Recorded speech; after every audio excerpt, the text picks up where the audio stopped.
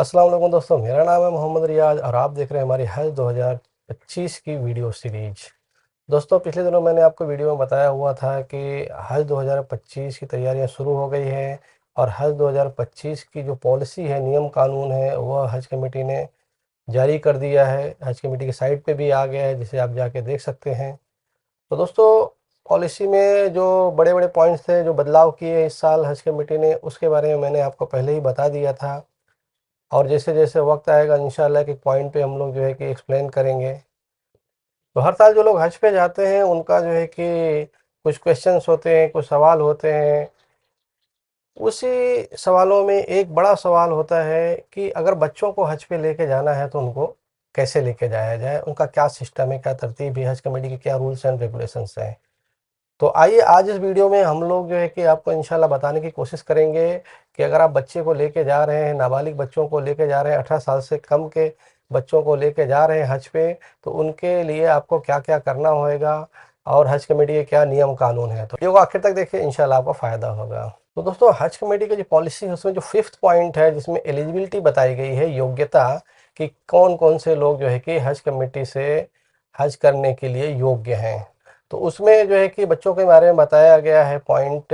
तो मैंने आपको जैसा बताया हुआ था कि इस साल जो है कि हज कमेटी की जो पॉलिसी है उसमें एक कब्र में मैक्सिमम 5 लोग जो है कि 5 एडल्ट, 5 बड़े लोग, 5 बालिग लोग जो है कि अप्लाई कर सकते हैं। उससे ज़्यादा है तो दूसरे कब्र को उनको अप्लाई करना पड़ेगा, अलग से अप्लीकेशन करना पड़ेगा। तो उसमें साथ में दिया हुआ है कि 2 इन्फेंट्स, मतलब आप 5 बड़े लोग जा सकते हैं और 2 बच्चे, इन्फेंट्स यानी शिशु, जो कि 2 साल की उम्र से कम है। वो भी कब? जब रिटर्न फ्लाइट होगी तब, यानी कि अगर 30 जून को या 15 जुलाई को रिटर्न फ्लाइट होगी हज की, तो उस टाइम पे बच्चों का उम्र 2 साल से कम होना चाहिए, रिटर्न फ्लाइट के टाइम पे। वो आप ध्यान रखिएगा। तो इसमें एक जो बड़ा कन्फ्यूजन होता है कि भाई जब एप्लीकेशन कर रहे हैं तो बच्चा 2 साल से कम का था। तो ऐसा नहीं है। बच्चा जब आपका हज का रिटर्न होएगा तो आप जो है कि वो ध्यान रखिए कि जून में आपका हज होएगा, तो जून के लास्ट में या जुलाई के फर्स्ट वीक में आपकी रिटर्निंग होएगी। तो उस रिटर्निंग के टाइम में, रिटर्निंग डेट के टाइम बच्चा जो है कि 2 साल से कम होना चाहिए, 2 साल तक होना चाहिए। तो वो इन्फेंट में गिना जाएगा। तो जो इन्फेंट में गिना जाएगा, जो इन्फेंट है, वो 2 बच्चे आप जो है कि छोटे बच्चे शिशु ले सकते हैं। उन 2 बच्चों का जो सिस्टम होएगा, वो हज कमेटी उसमें सिर्फ एयर फेयर आपसे लेगी। तो वो जो फेयर लेगी हज कमेटी, वो जो रेगुलर फेयर होगा एडल्ट का, उसका 10% जो है कि फेयर आपसे लेगी, जो कि एविएशन का रूल्स है, फ्लाइट्स का जो रूल है उसके हिसाब से। तो आपको जो है कि 10% इन्फेंट्स के लिए देना है। लेकिन अगर बच्चा 18 साल से कम है लेकिन 2 साल से ऊपर है, तो ये बड़ा कानून आपको ध्यान में रखना है कि अगर आपका बच्चा 2 साल से ऊपर है और 18 साल से कम है, या 18 साल से भी ज़्यादा भी है, तो फिर तो बालिग में आ जाएगा। 18 साल से कम है अगर बच्चा, तो वो उसमें कोई कंसेशन नहीं है, वो पूरी तरीके से एडल्ट के जैसा उसका सब पैसा लिया जाएगा। यानी उसका जो हज कमेटी का चार्जेज होंगे वो भी एडल्ट के जैसा बड़े के जैसा लिया जाएगा। और जो है कि एयर फेयर, मतलब पूरा पैकेज ही उसको बड़े के जैसा ही लेना पड़ेगा आपको। मतलब किसी का अगर 3.5 लाख रुपया चार्ज लग रहा है हज के लिए इस बार अगर मुंबई से, तो जो बच्चा होएगा 2 साल के ऊपर का, उसको भी आपको, चाहे 2 साल का हो, 5 साल का हो, 12 साल का हो, 17 साल का हो, उसको भी 3.5 लाख रुपया ही आपको जमा करने पड़ेंगे। तो ये बहुत बड़ी चीज़ है, इसको आपको ध्यान में रखना है। भी लोग अप्लाई करना चाह रहे हैं, बच्चे भी उनके साथ में जाना चाह रहे हैं, तो वो ये चीज़, 2 चीज़ें ध्यान रखें। अगर बच्चा 2 साल से कम की उम्र का है तो उसका जो है कि चार्जेस नहीं लगेगा, उसका सिर्फ एयर फेयर 10% लगेगा। लेकिन अगर बच्चा 2 साल से ऊपर का है तो उसको पूरा एडल्ट का चार्ज लगेगा, क्योंकि उसी तरह से उसको हज का परमिट वगैरह इशू होएगा, हज का जो वीज़ा वगैरह आता है, तो सारे खर्चे उसको पूरे के पूरे लगेंगे। तो इस चीज़ को आप ध्यान में रखिए। अगर बच्चों को लेके जाना चाहते हैं तो ये चीज़ बहुत ज़्यादा ध्यान रखिए कि अगर आपका बच्चा 2 साल से ऊपर है तो आपको पूरा पैसा उसका भी इंतजाम करना पड़ेगा।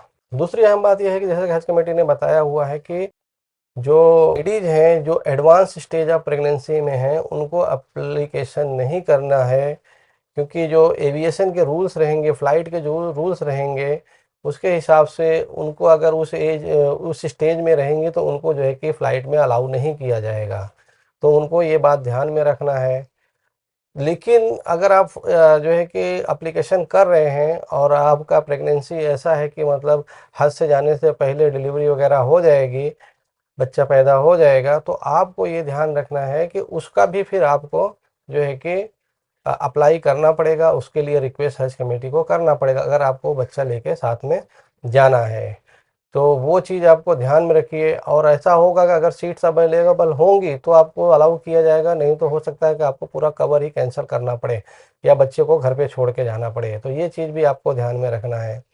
और प्रेगनेंसी वाला जो मामला है उसमें बहुत सारे लोग छुपाते हैं, और हम लोगों ने हर साल देखा हुआ है कि बहुत सारे बच्चे मक्का मदीना में हज के दौरान अल्हम्दुलिल्लाह पैदा होते हैं। लेकिन ये एक रिस्क भी है, इसको मैं बता देता हूँ आपको, कि वहाँ पे जिस तरह से गर्मी हो रही, सारी चीज़ें हो रही हैं, अगर बच्चा वहाँ पैदा होता है, फिर उस अगर हज से पहले पैदा होता है, फिर आप उसको हज पे लेके जा रहे हैं हज के दौरान 5 दिन, तो बहुत सारी जगहों पे ऐसा भी देखा गया है कि जो है कि न्यू बॉर्न बेबीज जो है कि उनकी डेथ भी हो गई है, क्योंकि उतनी गर्मी, उतनी शिद्दत वो बर्दाश्त नहीं कर पाए हैं।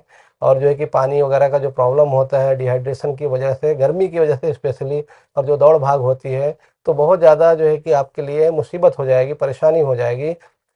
इसलिए हज कमेटी की बात मानिए, उन्होंने जो रूल्स एंड रेगुलेशन बताया हुआ था, अगर आपको एडवांस स्टेज ऑफ प्रेगनेंसी में अगर आप हैं कि आप जो है कि वहाँ जाने के बाद डिलीवरी हो सकती है, तो आप इसको इस साल हज को अवॉइड करें, क्योंकि फिर वहाँ जाने के बाद बच्चे की जान को भी खतरा है और माँ के भी जान को खतरा है, और आपका हज का भी जो मसला है वो भी तकलीफ देह हो जाएगा, और ज़्यादा फिर आप बच्चे संभालने के चक्कर में रह जाएंगे। फिर आपका जो है कि हज सही तरीके से अरकान पूरा नहीं होएगा अगर हज से पहले बच्चा पैदा हो जाता है तो इसलिए, और अगर हज से पहले बच्चा पैदा नहीं होता है और डिलीवरी का जो स्टेज है एकदम एडवांस है, मतलब 1 महीना 2 महीना बाकी है, तो भी उस हालत में भी लेडीज़ को जो है कि हज करवाना, उनको जो है कि मिना मुजदलफा अरफात में जो है कि उस तरफ पैदल चलवाना, वो भी जो है कि रिकमेंडेड नहीं है, उसका भी, उससे भी बचना चाहिए, वहाँ पे भी जान को खतरा हो सकता है। तो ये सब चीज़ें आपको ध्यान में रखना है। हमने आपको बता दिया है कि हज कमेटी का जो पॉलिसी है उसके हिसाब से इन्फेंट किसको कहा जाएगा और जो है कि नाबालिग बच्चा किसको कहा जाएगा। 2 साल से लेकर 18 साल के अंदर वाले जो बच्चे हैं वो नाबालिग हैं, उनका पूरा चार्ज लगेगा, और जो 2 साल से अंदर के बच्चे हैं, 2 साल या उनसे कम के जो बच्चे हैं, उनको इन्फेंट कहा जाएगा, शिशु कहा जाएगा, और उनका जो है कि चार्ज पूरा नहीं लगेगा, उनको जो है कि 10% एयर फेयर देना पड़ेगा, और जो वीज़ा वगैरह का चार्जेस रहेगा वो इंशाल्लाह उसके बारे में हज कमेटी आपको टाइम टू टाइम इत्तला कर देगी। तो जैसे ही गाइडलाइंस आएंगी और सब चीज़ें आएंगी, फॉर्म्स आ जाएंगे, तो हम लोग और सब चीज़ें आपको बताते रहेंगे इंशाल्लाह हज के बारे में कैसे क्या करना है। और भी आप लोग कमेंट में हमको बता सकते हैं कि जो हज पॉलिसी है उसमें जो पॉइंट्स हैं, 30 पॉइंट्स हैं, उस पॉइंट्स में अगर आपको कोई चीज़ नहीं समझ में आ रही है, अगर उसको समझना है, तो उसके लिए हम लोग अलहदा वीडियो, अलग से इंशाल्लाह वीडियो बना के एक्सप्लेन करने की कोशिश करेंगे। तो आप जो है कि कमेंट में ज़रूर से ज़रूर अपने राय बताएं। व्हाट्सएप ग्रुप में भी आप बता सकते हैं, हमारे व्हाट्सएप ग्रुप को आप ज्वाइन कर सकते हैं, हमारा व्हाट्सएप चैनल को ज्वाइन कर सकते हैं। तो दोस्तों आज के लिए बस इतना ही। वीडियो को लाइक करें, शेयर करें, हमारे चैनल को सब्सक्राइब कर लें, हमारे व्हाट्सएप ग्रुप को ज्वाइन कर लें। दीजिए इजाज़त। अस्सलाम वालेकुम।